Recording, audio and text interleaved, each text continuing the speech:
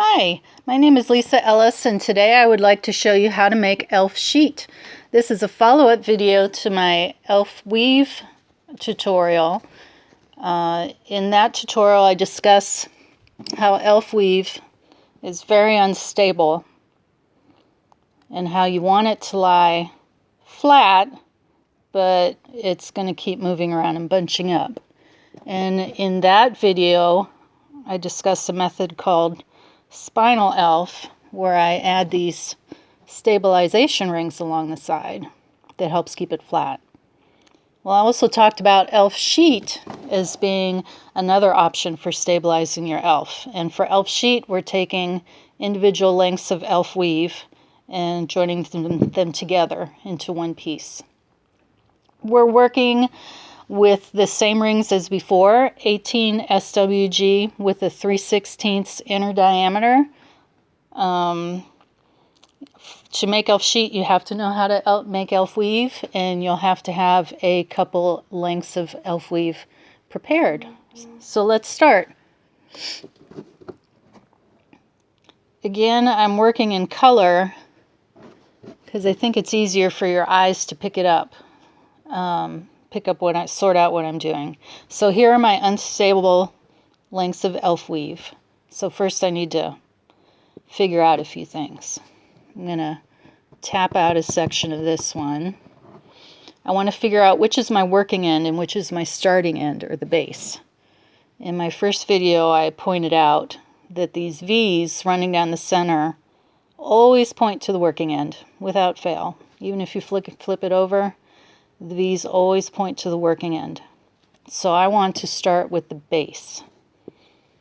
Now the base is going to look like this if your tapes have fallen off. It's like, what is that mess? So you need to straighten that out, tapping and flipping. And sometimes it's a real booger-bear to get it where it needs to be, and other times it just flips right into place like that. So what I'm going to do is tape it down. When you're working with two pieces of unstable elf, it can get tricky. So let's just put this tape on here, which I'm doing. There we go, I'll get it.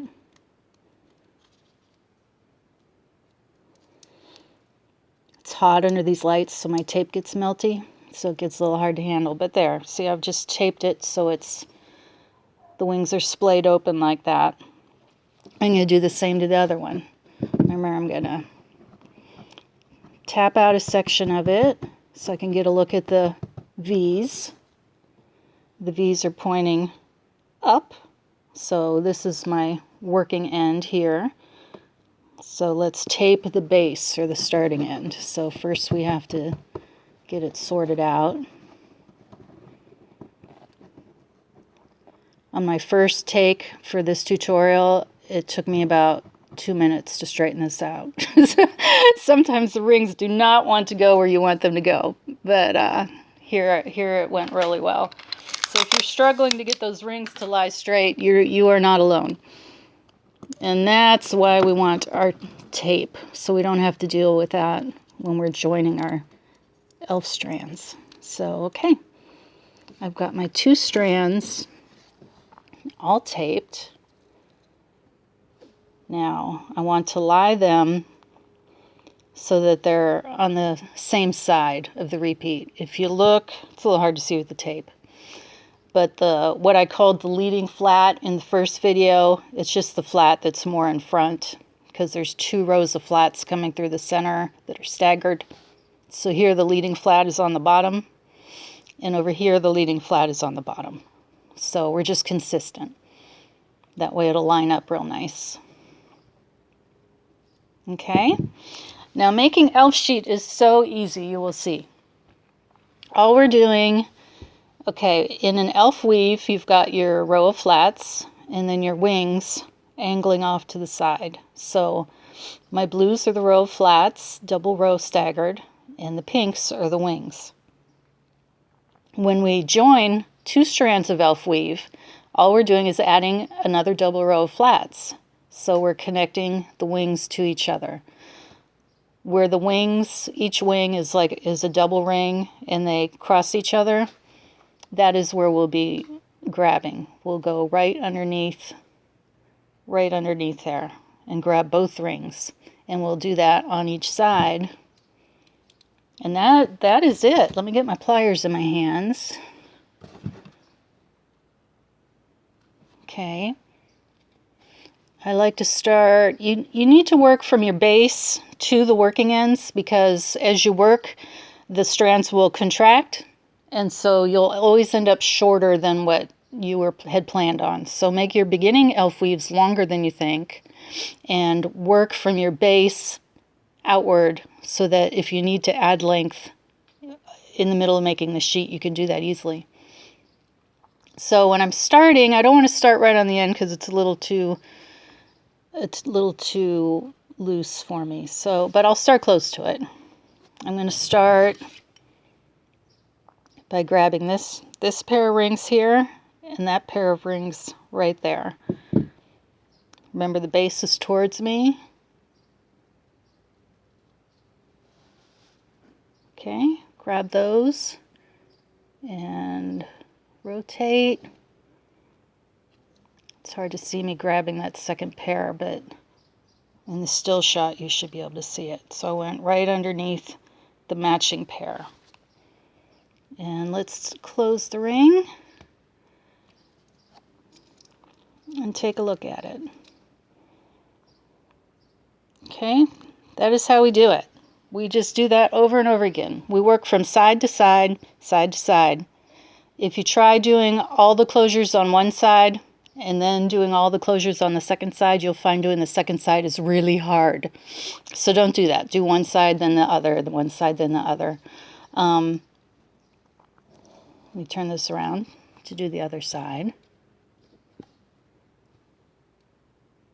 When you're putting in your rings, keep the base towards you. And start by pushing the ring away from you. This, you end up with more room for your pliers to close your ring if you do it that way. So now here we are. I'm going to take that pair and that pair. So that pair, reorient. My tape is in the way, that's all right. And that pair. Close my ring.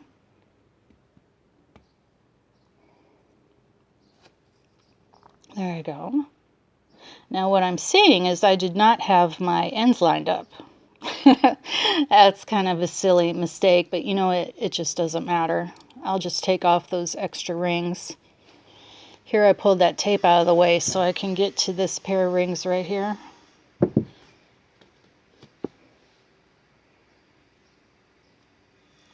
Going in there, reorienting, and going in the opposite side. You'll see when you're making sheet that these rings just want to go where they belong. There's like no effort to it at all. It's really very easy. Now, like I said, I kind of botched the end. That's okay. I'll just take out these extra rings. I didn't botch it. I just didn't make them even. Let's just do it. I don't have my glasses on. I mean, I have my close-up glasses and I'm having trouble seeing this to take these out.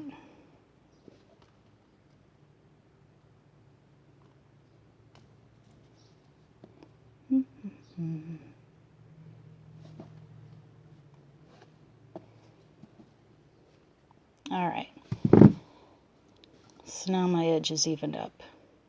And because I took my tapes off, it's all... Actually, we still have an extra ring. Sorry about this time correcting, but it's good for you to know that mistakes happen and they're easy to fix. So there I am. I've got a nice even edge. And this will make it very easy for clasping. If you have a 2 elf weave elf sheet, you can see that a 3-hole bar clasp will go really nicely. Just hook, ring, ring, ring to hole, hole, hole, and there you go. And all we do is continue on this way. Last string I did was on this side, so I'll flip it over. I'm looking for the pairs. It's boxing up, so I just press it flat again. The next pair is right here, and then the one on the opposite side right there.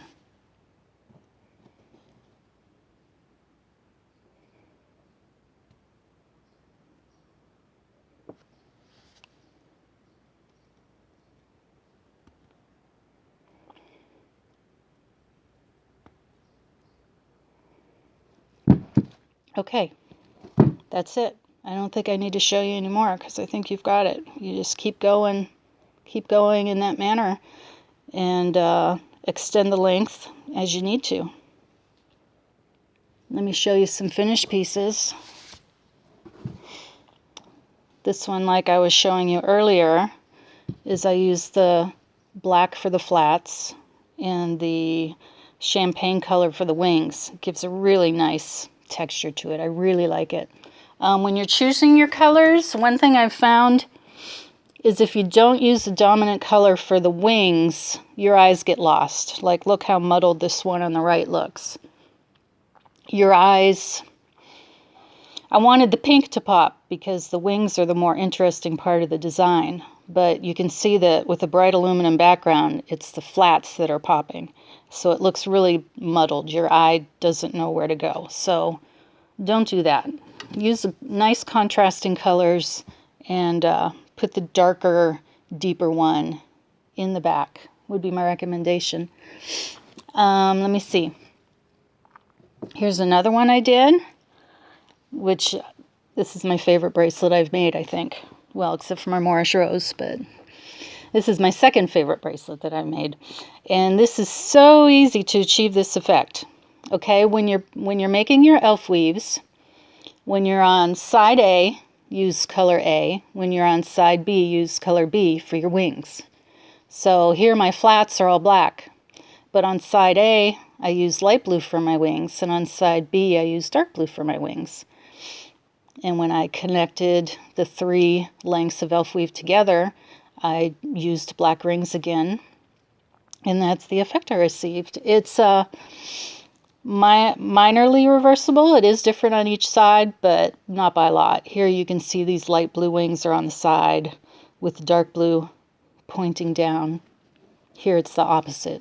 Dark wings on the side with the light blue pointing down. So there's that one. And here's one where I was playing with changing the color of the flats. Here, when I constructed the elf weave, I used purple for my wings on both sides, and I used lime green for my flats, both sides. But when I connected my 3 lengths together, I used black rings.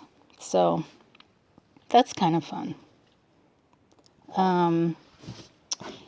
Here's one where I was combining methods. I said in my first video you could stabilize using spinal elf or you can stabilize using sheet. Well, here I use both. The spinal elf stabilization was not needed, but I liked it for a decorative accent. So let me look at the clasp again to show you how easy the clasping is. In elf weave, the flat rings line up really nicely at the end, so attaching them to a bar clasp is no problem at all. So I think that's everything I was going to show you. If you have any questions or want to contact me, you can leave a comment here, or I have a shop on Etsy, and I'm always glad to hear from you.